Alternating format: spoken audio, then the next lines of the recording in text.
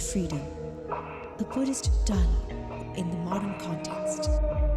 Welcome to our program, Paths to Freedom. And today on Paths to Freedom, we will be touching on the timely relevance of the Buddhist simile. So that would be our main topic today, this Poya Day. And to do the honors, we have with us Venerable Professor Miriswate Vimalanyana Thera. He is the professor and head of the Department of Buddhist Culture, Postgraduate Institute of Pali and Buddhist Studies, University of Kelaniya. We are honored to have you here with us, Venerable Thera. Thank you. And today, as I mentioned before, the topic would be the timely relevance of the Buddhist simile. So first and foremost, please explain to all the viewers in a layman's point of view as to what exactly is the simile. Namo tassa bhagavato arahato samma sambuddhassa. Sharifa, thank you very much for inviting me to this interesting program. Now, we are quite often talking about fundamental Buddhist doctrines, like for instance, Nirvana is a fundamental teaching, and rebecoming, probably as you have heard of, is a fundamental teaching. But today we are talking about simile. Now, Buddhist literature is, rich of similes. It has thousands and thousands of similes in Buddhist literature, because now some of these profound teachings are difficult for us to understand. So this is the reason why so many similes are given for the ordinary people to understand teaching. Now, this simile is a specific one. It's something dealing with how one particular person can serve the society, help the society, or help others. And this simile is, I have named it coming out of mud. It talks about a person, how one particular person should save another person when he is sinking in the mud. So it says, if there is a person sinking in the mud, it is impossible for another person to save him while he is also sinking in the mud.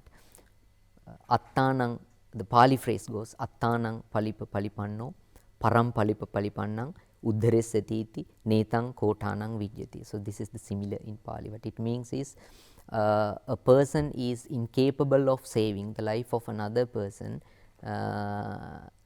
sinking, while the person who is going to save the other person is also sinking. So the both are experience the same thing. So there is a person sinking, and there is someone to save the life of the person. So first, the person who is going to save the life of the other person has to come out of mud to save the life. I think this, now I have, Sharifa, I have seen, come across some incidents that the life of the people who are drowning the water.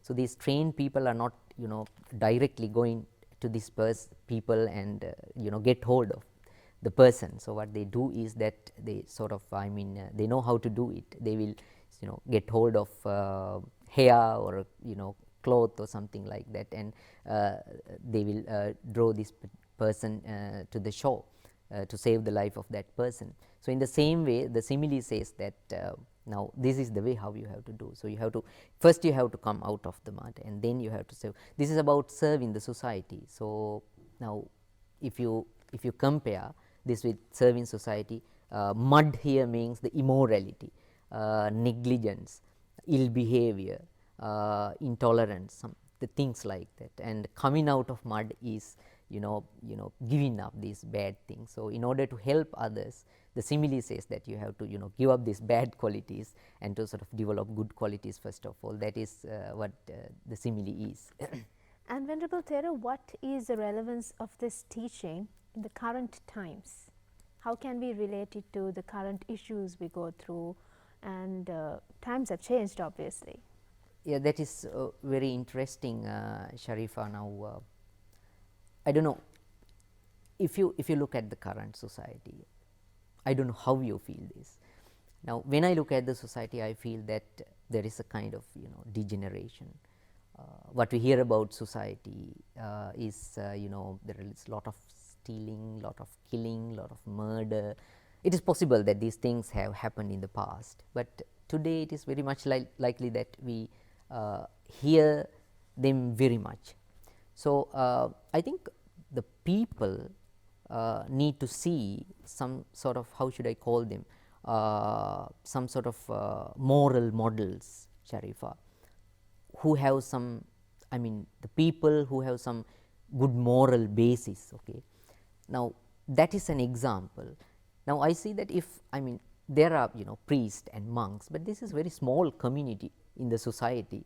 So, we are not sometimes, I mean we are sort of, our behavior is also restricted in a way, because now the priest has their own discipline and the monks also have their own discipline. So, we are not the people who are going to each and every occasion of the incidents of the ordinary people. So, now we have our own limitations, but I think we need some role models, moral role models who can sort of the other people can imitate.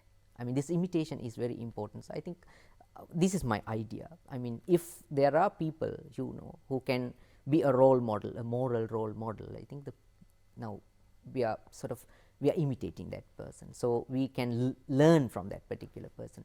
So, therefore, I think this is something necessary today. It's so, kind of like to get inspiration. Kind of inspiration. It's a kind of inspiration. So, but when you talking about the morality, I mean it also needs some training. Okay, we have seen how the doctors are trained. So, it's not that now a doctor is, you cannot produce a doctor immediately. He needs some training.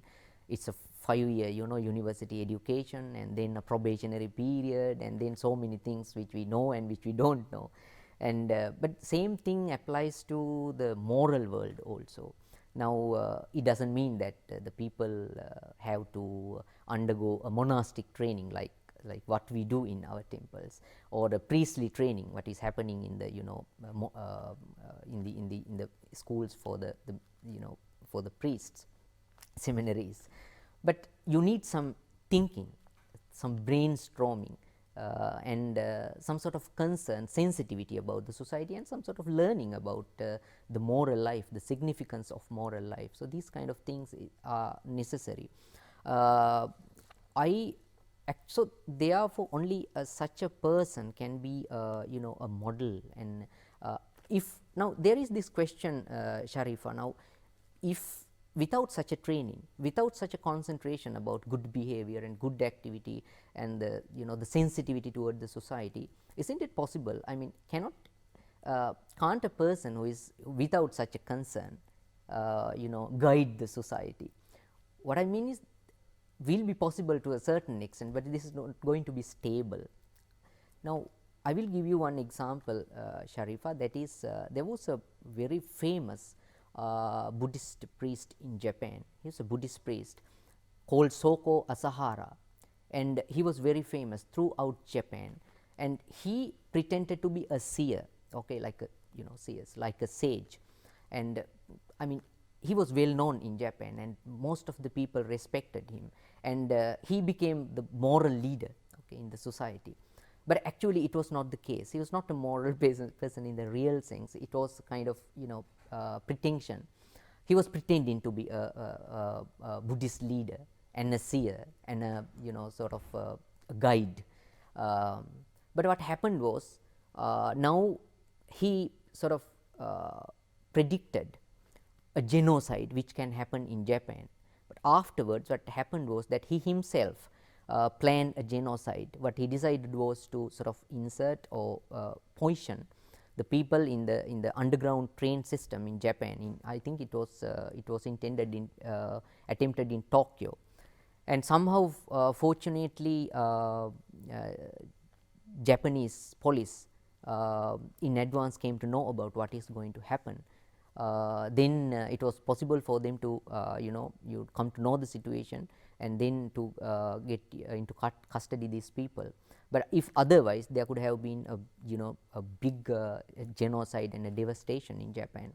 Thousands of people could have been poisoned and killed. So, this is danger. So, now this person seemed to be a moral leader, but at the same time, but there was no honesty. He was not, he did not have such a concern about the society, he did not have a sensitivity. The people who are working for the society should have kind of training and concentration and honesty and sensitivity, then only actually, now as I understand, and I mean according to that Buddhist parable, only then I mean a person is suitable to serve the society, otherwise it could be dangerous. I will give you one modern example, that is Mark Allen, who is a Tibetan Buddhist, a follower of Tibetan Buddhism.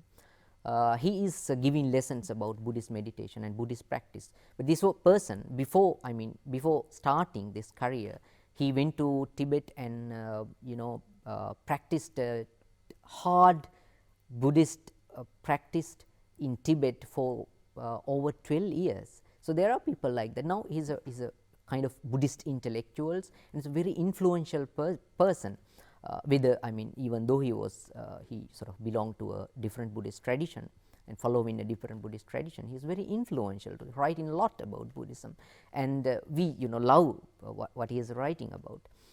So, I think this is very necessary, otherwise the person who tries to, if you do not have a moral basis, it could be very dangerous if you are going to serve the society in some cases. So, that is why I say this is not going to be stable. So, the person whom the other people imitate should have a person with who has a moral basis.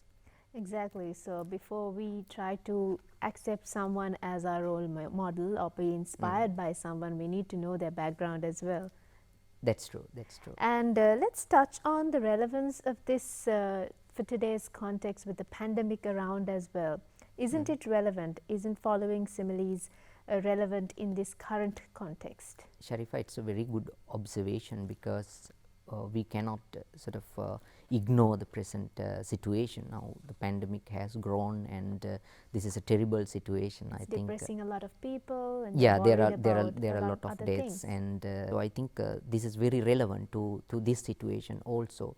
Now, what it says now, if I go to the simile again, what it says is that there should be some moral basis for the person who tries to serve the other person. But here now we can reduce this morality to the day to day kind of behavior. So, it is not the religious morality or a general the social ethics, but it is the day to day good behavior that we have to maintain in the society. Now we have been given lot of advice by different sectors, the medical field, and also especially from the doctors and all this, the health sector basically, and all of us know about all these things, and we have to there are very basic things, Sharifa, you and I know what we have to do. Now we have to now when you came into this studio, you were both of us were sort of wearing this mask, but we are keeping a certain social distancing, so we have removed our mask. So removing wearing the mask is the most important thing as well, and washing hands, and we know the purpose of washing hand, and then especially now maintaining a good kind of immunity, the bodily and the bodily immunity to sort of to counteract the virus. All these things are necessary. Now if you are not sort of concerned with these things, it means that it is very much likely that you are not concerned with yourself. So, it means if you are not protecting yourself. Attanang rakkanto means you are now there is another Buddhist teaching that attanang rakkanto parang rakkanto attanang rakkati. Protecting yourself, you are protecting others. Protecting others, you are protecting yourself. So, now here this is very much associated with the former examples that we were talking about, the moral example. Now, in order to now you should have a lot of concerns about your health, right, first of all. So, that is why we say you have to protect yourself. Now, if you are irresponsible, even we see, even today we can see some of the people are not concerned. It's very much likely that they have not understood the danger of this pandemic, and what I mean the kind of harm that it can does to the society.